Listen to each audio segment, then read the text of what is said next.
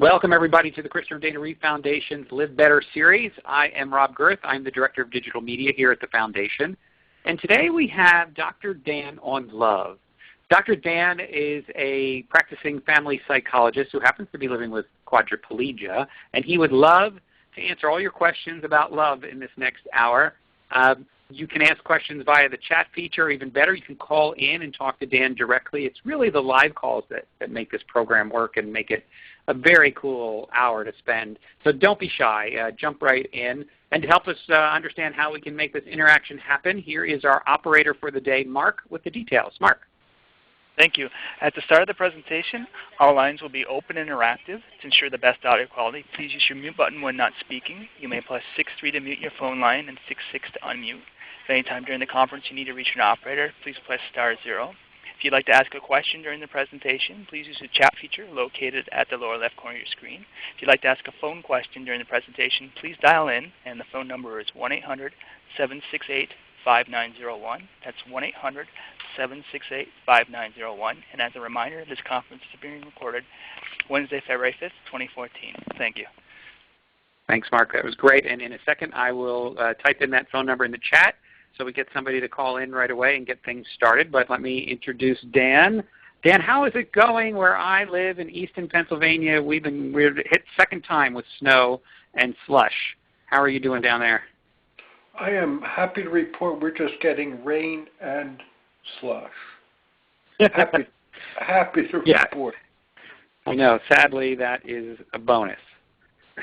Valentine's Day. You got off to a bad start, Rob. As soon as usually you said, that's my case, yeah. You said today's chat is going to be Dr. Dan on love, and it just smacked of a weird sitcom that I think I saw in the 70s. Yes, and Alf might have been in it, I think. Well, so what are we talking about today? I know you threw it in because it is February and Valentine's Day is coming up, but I think it's bigger than that, right? It is bigger than that, and psychologist Barbara Fredrickson wrote a great book about this. She's a neuropsychologist. And she called it Love 2.0, and she argues that this is our primary emotions as humans, that this is what drives us, that might be right, but I think it's more nuanced than that. When I gave a lecture on this once, and I said, the Beatles were on the right track when they said love is all you need. But it was the 60s and they didn't quite get it right. And Andrew Lloyd Webber got it right in, I think it was Les Mis, where he said love changes everything. So it's love we have, love we lose. Both are life-altering. Love promised. Love disappointed. Romantic love. Long-term love. Sibling love. Love of friends and for friends. They all change our lives. And when they get lost, as what happens with love, then that changes our lives too. So it's complex, and what is it? Everybody's got their own answers of what it is. I like what the Greeks did with love. They described 4 different kinds of love, and in preparing for today, I went back and reviewed my notes about that. So the first kind of love is called storge, spelled S-T-O-R-G-E, and I know I pronounced that wrong, but it means affection in the ancient and modern Greek. It's just natural affection. It's like that felt by parents for offsprings, but it's kind of relationships and families, this kind of pull. It's acceptance, or putting up with situations, as in loving a bad kid. It's kind of an acceptance, but that's, it's kind of a pull, a kind of an attachment, a sense of ownership. You are mine and I love you. But, you move up a notch, and then we've got philia, Philia, kind of a mental love. And it's an affectionate regard. You hear the difference here, Rob? Affection. It's more emotional. It's an affectionate love. And, it's closer. It's love between family, between friends, love of a desire for companionship with a certain person. So, and then it goes all the way up to eros, which we all know and love. Yes, eros. I mean, that's the erotic love. That's the physical, sensual love. And then, of course, the highest form of love is agape. That's the spiritual love. It's all religions talk about it. It's it's in the Old Testament, the New Testament. Aristotle talked about it. The Buddha talked about it. It's in the New Testament. It's in Corinthians, where they talk about a sacrificial and spiritual love. And it's love whether it's returned or not. It's just love for beings. There's no self in that kind of love. And I don't know if any of you have ever experienced it, but that's the kind of love that gives us joy. It gives us, I think, what we long for. It gives us well-being. It gives us ground. It gives us joy every day. That kind of love, agape. And if we can experience that at any point in our lives, for any period in our lives, it's just wonderful. I mean, it's what comes through us for others. In Buddhism, there's something called a metta meditation. And it's basically a loving kindness meditation. But ultimately, where this takes us, once we've, quote, mastered this meditation, is a love for all living beings in the world, period. A true love for all living beings in the world. So do you think that, most people, I think that love is something that happens to them, but is it something you can achieve? Like if you practice the meditation or whatever, right? Or do you just have to wait for it? Now, you know how I'm going to deal with that. All right. Shameless plug number 1. My new book's coming out March 4th. I didn't do this on purpose, everyone. But good lead-in, but go. Love it. You really go. did. I didn't mean to fall into that one, but go ahead. Take it. The first part of the book is called The Wisdom We're Born With. So, and this is going to answer your question, Rob. Have you ever seen an infant or a toddler that wasn't filled with joy, awe at every corner, finding awe in ordinary things? True. A toddler that loved and elicited love. When you hang out with a toddler, you can't help but to love that child. And that child will love you. Now, it's not an evolved, sophisticated love, And one could argue that it's more dependency or neediness, but I suggest that it's love. It's in there. It's in there. And that it goes underground. So anything you're looking for is in there, and including well-being, security. How many of us are looking for time and space in our lives? Well, where do you think that is?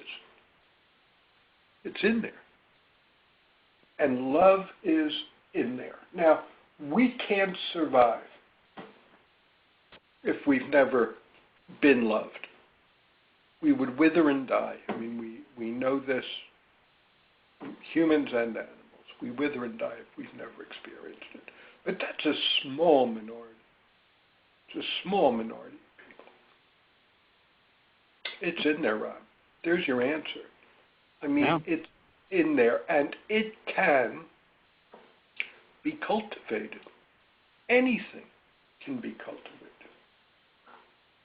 So I raise a question for you and for everybody hanging in there listening.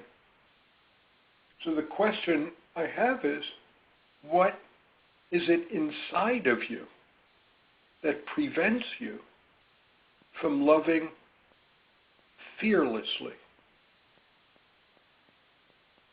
There's something in there that stops us, that doesn't stop small children, infants. Well, if I may quote, and stop me if I get this wrong, the 1976 group Nazareth, I think what stops you is love hurts. Yeah. Can't believe you remembered that group. That's weird, Rob. It's not, well, not when you're lived through some of that. I won't confuse it away my age, but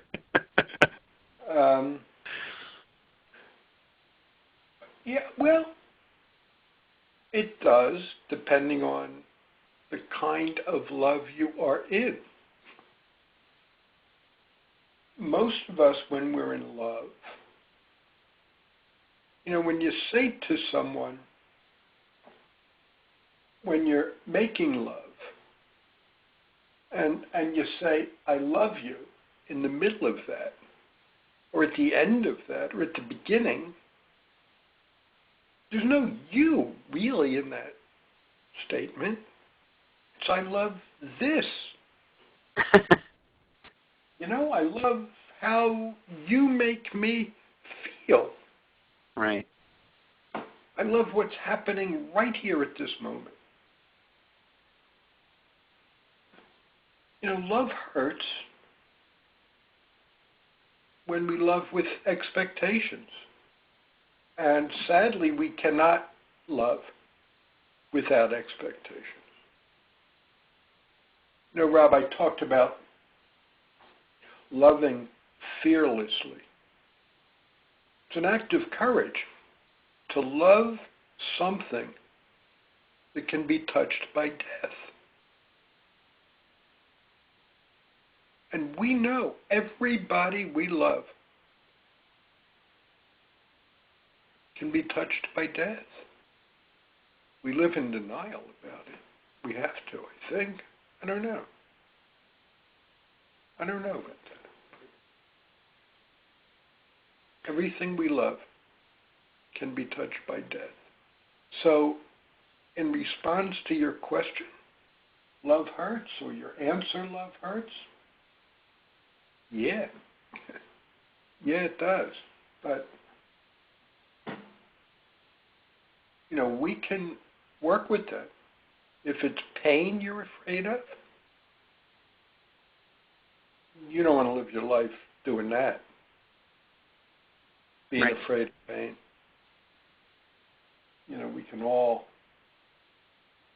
We don't think we can, but we can all deal with pain. We all have. Our brains just don't remember. The song never goes, love hurts, at first, and then we're okay. Because that wouldn't be a very good song. But the truth of the matter is, that's what happens. That song wouldn't sell either. Let me check with Mark and see. Mark, is anybody on the phone? There's no one on the phone line at the moment. Okay. So I'm going to repeat the number and ask some folks to call in and just say hello, and we'll talk a little bit about love. So it's 800-768-5901,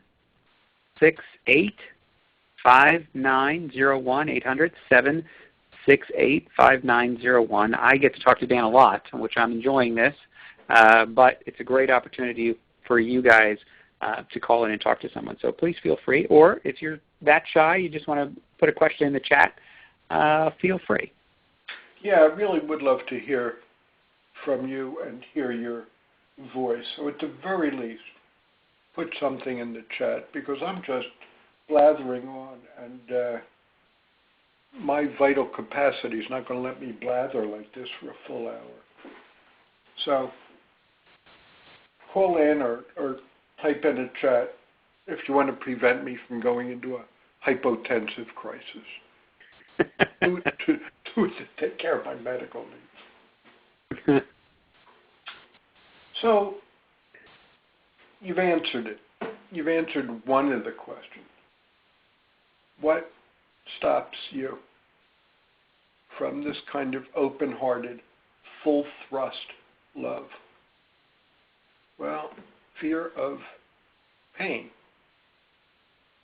and fear of shame,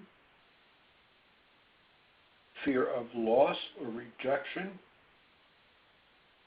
I mean, my big thing is fear of abandonment. You know, I'm in a wonderful relationship now, but, you know, whenever there's anger in the relationship and it doesn't get resolved, you know where my mind goes. She's leaving. I'm going to be alone. It's fear of abandonment. I just have a gut feeling, Rob. I'm not the only one in the world who has that fear. Just a gut feeling. Absolutely. So, let me see. What's my experience with love? Well, I never really experienced love when I was younger, through high school, through college and graduate school. I loved, and they said they loved me, but I never truly experienced love. Even in my marriage, I loved my wife and she loved me. And here's what I mean by not having experienced it. I never felt good enough, worthy enough. I felt that my lovability as a man, maybe all of us, both genders, my lovability was about what I did, not who I was. It took many years before I realized that perhaps I could be lovable just for who I am. And that sense of unworthiness puts up a roadblock to your ability to really experience love. Of course, the other roadblock is fear of your own vulnerability, or shame about it, of your own vulnerability. If somebody knew how vulnerable I was, or how fragile I was, or how insecure I was, they'd run for the hills. So we keep that to ourselves. We keep that part of ourselves closed. And then when someone says they love us, we say to ourselves, well, they say they love me, but if they only knew the truth of me, would they love me then? So let's see. Brandon says,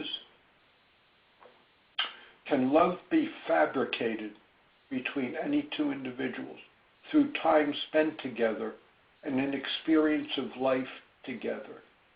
Or is it a chemistry that innately must be there between two individuals?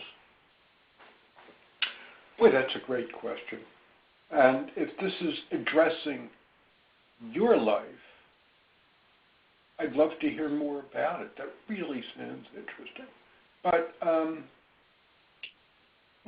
let me take a crack at it, Brandon. So I would think yes.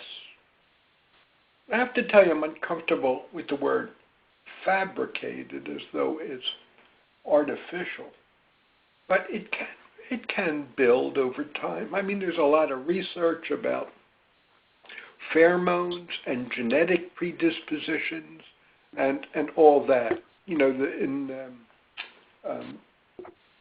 my little knowledge of neurology is nerves, you know, have axons and dendrites. And they meet like literally like a hand and a glove. So, you know, the researchers think if you don't have that with your partner, it's not going to work. But, you know, I'm going to take a risk here and say, yes, it's possible because of brain plasticity. And closed hearts, I mean, this is what my life is about. Closed hearts can open.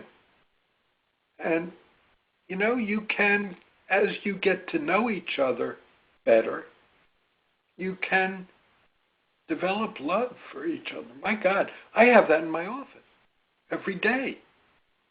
You know, as I get to know my patients better, I go from interest and curiosity and a desire to be helpful, although that never goes away, to a fondness, to love over time.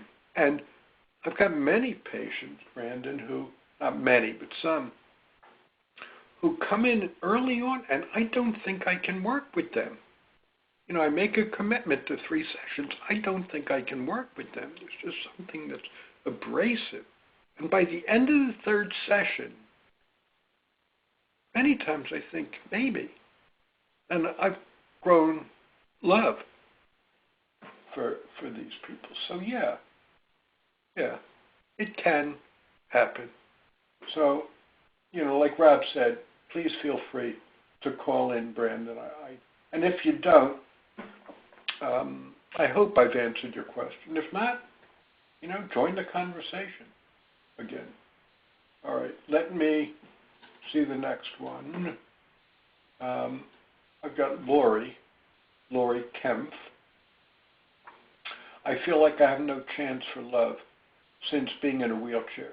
I feel like love is over for me. All right, Lori, we've talked a lot, we've communicated a lot, and I've been Mr. Nice Guy up until this point. But listen, my dear, I don't know if romantic love is a possibility because my ability to predict the future, well, I have no idea what I'm having for dinner tonight, let alone what's going to happen in my future. But let's say you're right. Let's say you will never experience romantic love again. Is that the kind of love that's life-sustaining? Is that the kind of love your heart aches for? I mean, we love romantic love. We always do. All of us do. But there's lots of other ways of loving. And love is a habit. And the more you do it, the easier it is to love. And I would encourage you to picture someone you love, friend, family member. Just picture them in your mind and see how their eyes look when they're sad or happy. Aware of how you might feel when you see them after not having seen them for a long time. Picture the person or people you love and love them more deeply. And then look at someone you don't have an intimate relationship with. I don't know where you are. It could be somebody helping you with your groceries or a nurse or whoever. And just look at them and just wonder. Look in their eyes and just wonder what it's like to be them.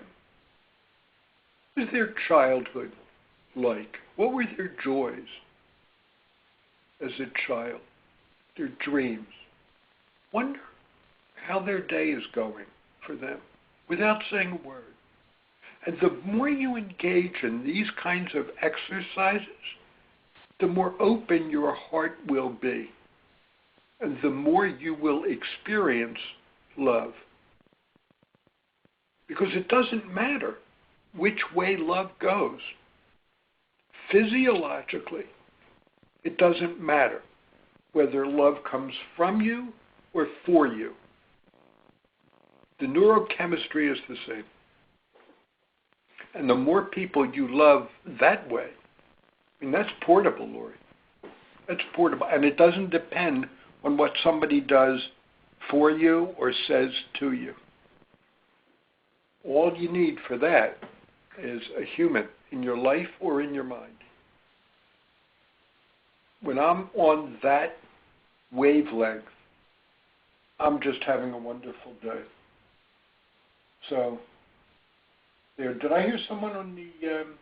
I think I did too, yes. Go ahead, who's ever on the line. 6-6 to unmute. Mark, there's somebody on the phone, right? There is someone on the phone line, yes.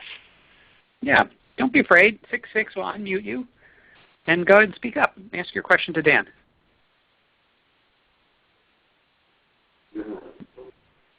There we go. Hello?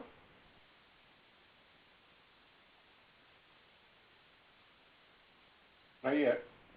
Okay. That's all right. You got plenty of questions in the chat now. Yeah, I do. If you who are on the line, when you want to talk, just 6-6 to unmute and just wait for a pause and jump right in. All right. Derek, I'm going to read what you said. It's been 13 years since my injury.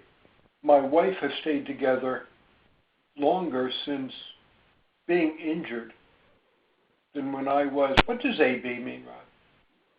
I guess it means before. Oh, able-bodied. Yeah, there you go. It's getting more difficult lately, as it seems a resentment is rising about what she has sacrificed in life. Being a C5 complete, I have little physically to offer, but I'm emotionally here and available. Is there anything I can do to bring love back and get her to release the resentment? Derek, this story breaks my heart because it's a common story. And, when she says she's resentful, there's emotions underneath that, too.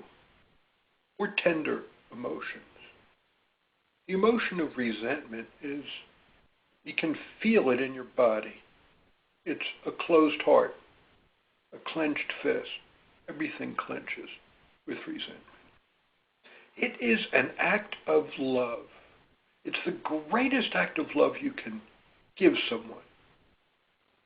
is to sit down with them and ask them, what's it like?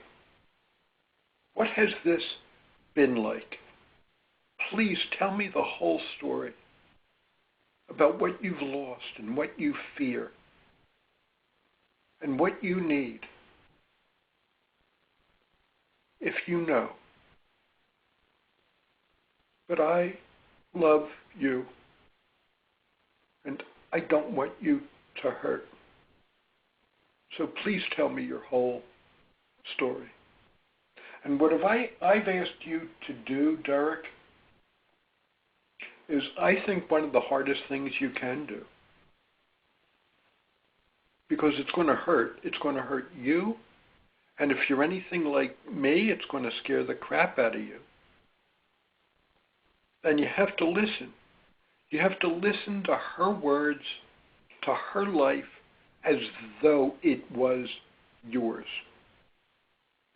You got to try to imagine living in her skin.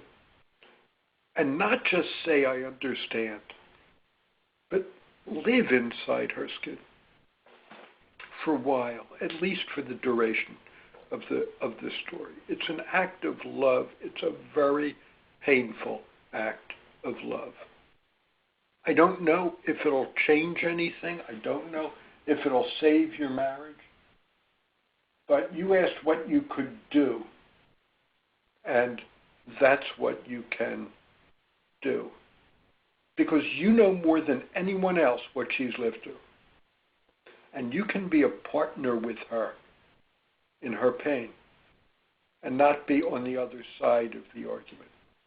You sound like you love her very much. This is a whole new way of loving her.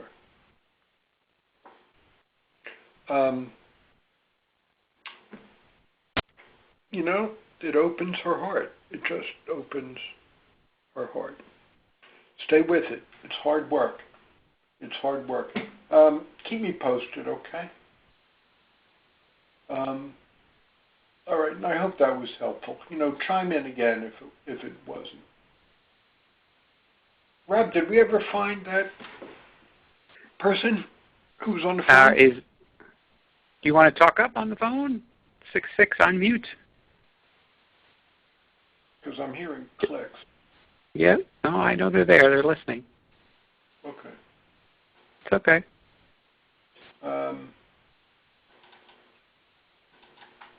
I just want to say to all these people who chimed in on the chats here, I really appreciate your rescuing me here. Maureen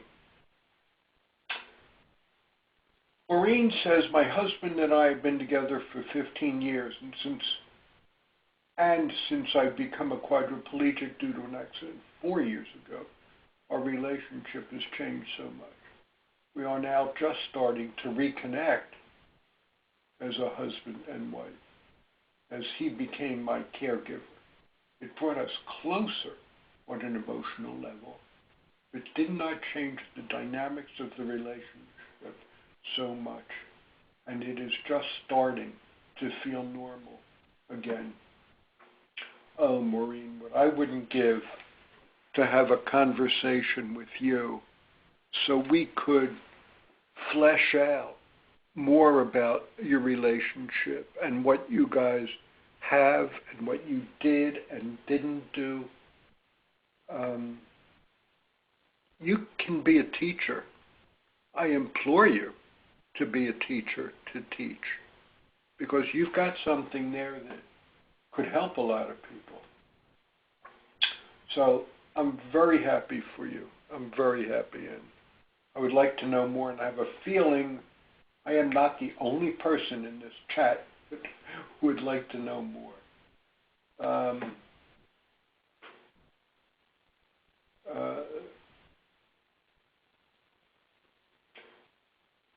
She also said, Maureen did, a wheelchair can make you isolated. So giving advice about finding love everywhere is great advice. Why, thank you. Thank you. Yeah, a wheelchair can make you isolated. also can get you to the front of the line in Disney World. So it cuts both ways. Lorian, my love is confined due to my intolerance of ignorance, bad behavior, addicts, etc. I keep distancing myself from loved ones who start to do these things to me or others. Well, I have no idea how to respond to that. Your intolerance of ignorance. I wonder what intolerance is about, and the more we have intolerance for, you're right, the more restricted our love is and our lives are. I remember parking in a parking lot once, fairly crowded movie theater parking lot, and I drive a van with a lift on the passenger side. So I've got to take 2 spaces because the handicapped spaces, are always taken by people who don't need them. Anyway, that's a different political discussion. So I take 2 spaces so I can drop my lift. So somebody's dying to get a space, and he can't get in because I've taken 2 spaces. So I get out of the lift, and he looks over at me and he says, "You a-hole." And I said, yeah, and of course I am. Of course I am. Sometimes. At this moment, I'm not. But, give me 10 minutes and I could be. We all are. So, what don't we have tolerance of? Carl Jung said, that which we hate represents parts of ourselves. That if we loved all parts of ourselves, we would hate nothing or no one. So I am sorry that you feel closed to these people. Now, I'm not suggesting you should have a relationship with them or marry them or visit them every day or let them visit you. I'm not suggesting any of that. All I'm suggesting is what happens to your body when you feel intolerance. Your body closes off, and there's something that's not getting oxygenated in your body. The more open you are, the more oxygen you get, not just to your blood, but to your soul. So I would encourage you, and I've said this before, approach people with a curious mind and an open heart. So somebody says something bigoted or racist that troubles you, just wonder, where that comes from. What is it about their youth that might have led them there? What is it that they really feel? Is it hatred? Is it fear? Is it insecurity? I wouldn't ask these questions, but just be curious, because after all, that's a human. And 99% of our genetic structure is identical. So just, be curious. The more you can do that, the less your heart will be closed to others. Don't hang out with them if you don't like them. I'm just, keep your boundaries. But see if you can soften your heart when you think about them. I'm not even talking about forgiveness. Just soften that heart of yours. It's good for you. We have to take care of ourselves. It is, if I may, it is so much easier and safer, though, to be judgmental and be able to cross people off the list very quickly and move on and it just is like, yeah, okay, I don't have to put any energy towards that, and I don't have to take any chances there that something's going to go wrong. And like, it's easier not to love than it is to love. Oh, sure, and it's easier not to love, and it's even easier to hate. Yeah, good point. Yeah, it takes courage to love. It is easier to write someone off, but we know, Rob, that all buried emotions are buried alive. They're in there somewhere, and they're going to demand a voice somehow, somewhere, sometime. In a depression or unhappiness or whatever. Buried emotions are buried alive. And, maybe where we have to go first, is, picking up on what Carl Jung said about that which we hate or parts of ourselves. Where we have to go first is self-compassion. We have to be kind to ourselves. And the way to start is to even be compassionate for the intolerance that you feel. And compassionate for yourself. Compassionate for this heart that's closed. Even if we don't know why it's closed. But compassion for that person.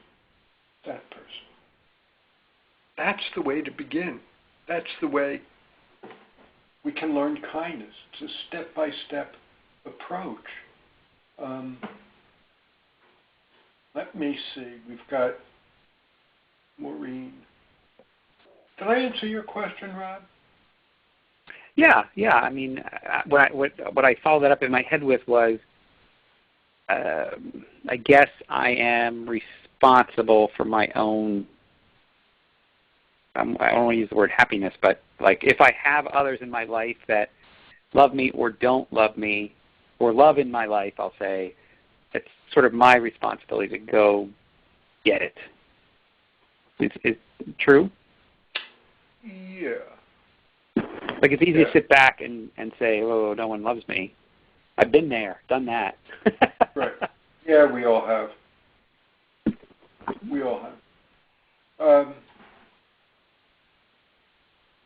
Well, yeah, not go get it, reawaken it.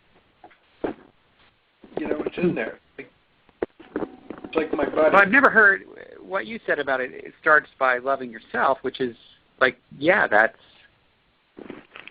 makes a lot of sense, and it's something I don't need anyone else to do to get started. It's sort of like, it's like deciding you're going to get on a fitness program. Well, I don't need anyone to start eating right. I don't need a trainer. It's kind of the same thing. It's like, yeah, I can start there. That's a good place to start. Yeah. And when I first heard this concept of love yourself and took it seriously, frankly, I thought it was weird. And I thought it was unnecessary. I thought it was narcissistic, all that stuff.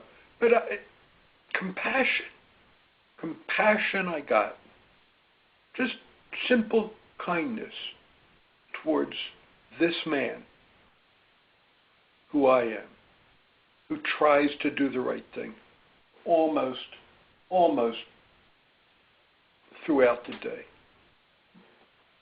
who suffers, who experiences joy, who tries to be kind, who fails a lot. Kindness and compassion towards this man.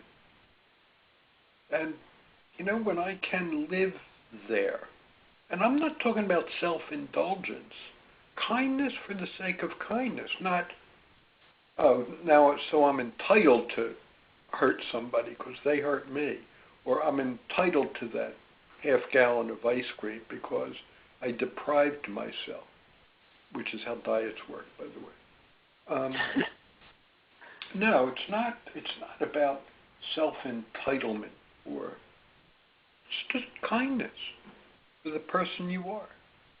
What you would feel towards someone you love, a child who tried their best and made a mistake, like we all do. Just kindness. Not that it's okay to hurt somebody. It's not. Just kindness for the person who tried to do their best and somebody got hurt. That's all. Maureen, I did hear. Go on. Well, let me just check. I did hear someone chuckle a minute ago on the line. Just say hello, just so Dan and I know we're not crazy. Whoever's on the line. Is that me? There we go. Candace? It's Candace. Hello, Candace. I didn't know Thank if you. it was open or not. Yes. Open or not. You are open. That's good. That's good. Now I don't feel so crazy. Okay. Do you want to ask a question, Candace? You heard me. You want to ask a question? Or you just want to keep listening? Oh, I want to keep listening. I apologize. I came on late, and I'm really enjoying the conversation about compassion for self. I definitely can resonate with that. I have worked on for quite a long time to have compassion for what is in my life. So I appreciate it. Thanks. Yeah. Well, thank you. Thank you. Rob, I have an exercise that I do often, and I encourage my patients to do it. And I've mentioned it here in these chats, I believe, to look in the mirror, look deeply in the eyes of the person looking back at you, deeply in the eyes, into the pupils, and see the child that you were, their delight, their hopes, their dreams, their fears. Just see that child and see if you can feel love for that child. And then bring it up to adolescence, and the same thing at every stage of your life. To right this moment, see the person that you are, and see if you can feel kindness, compassion, maybe even love for that person, looking directly in your eyes. It's a very powerful exercise. And I often wind up crying when I do it, kind of good tears, tears of love.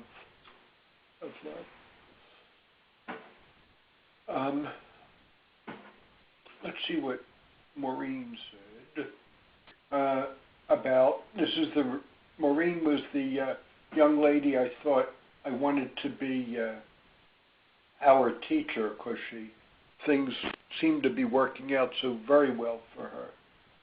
She said she found all of her relationships with others change. She said, at first I was upset and felt neglected, and then I realized everyone in my life had been hurt deeply due to my injury. Everyone was affected, and not just me. Once I regained my sense of self back, which has only been for this past year, my relationships are healing too. Once you allow yourself to open up to them, that's when you can feel that healing balm of their love. So, Maureen, every time you tell us a little more about yourself, it just opens you up for more questions. So I want to know how all of your relationships changed. And boy, I want to know about that internal life. I want to know about the mind and heart of Maureen. I want to know about that self that you got back, and how she got lost, and what happened that you reclaimed your self. Because we all go through that. We all go through that self, whether we've been injured or whether, we're a family member of someone been injured. And I venture to say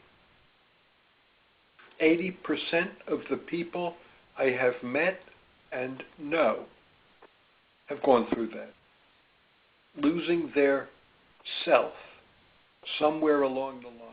And not all regain it back. They live their lives on automatic pilot. And many don't even know it's missing. Many do. And live their lives with a kind of emptiness, never having reclaimed their selves, their self. So, I don't see anybody else chiming in. Rob? No, I'm looking too, and I'll ask if anybody's on the line. Well, you know what? You know what you were supposed to do at this point. Oh, well, of course. I can say what I'm supposed to say, which is, since we have a moment, that I happen to know, this is the actual plug, that Dan's book is coming out March 4th. It's called The Wisdom We Are Born With, Reawakening Faith in Ourselves, and it will be available at drdangottlieb.com, or you can pre-order at Amazon or any of the other booksellers. And I just know from your past books, Dan's books are, and again, I don't mean to be a commercial here, this is from my heart. Dan's books are so easy to read. It feels like you're talking to them or like he's talking right to you, and they just go down in such an easy, it's like you don't want to put them down because every chapter is like, oh, well, I'm just going to read one more chapter just to see what he has to say about this topic. And it's just a pleasure. And again, that's like if I could buy 1,000 books and give them away, I would, because they're just that good that everybody should have one. And I haven't seen this one, so I don't know, but I love the topic. Thank you want to give us a little peek inside? Yeah, you can get a peek inside on Amazon. Oh, great. Yeah. And I do want to say, this is just what we've been talking about, isn't it? It's restoring faith in ourselves. And faith is about letting go. Letting go of these preconceived notions about the way things should be or what love is. Faith is about letting go, having faith. It's about letting go, isn't it? I mean, some 90% of the world believes in a higher power.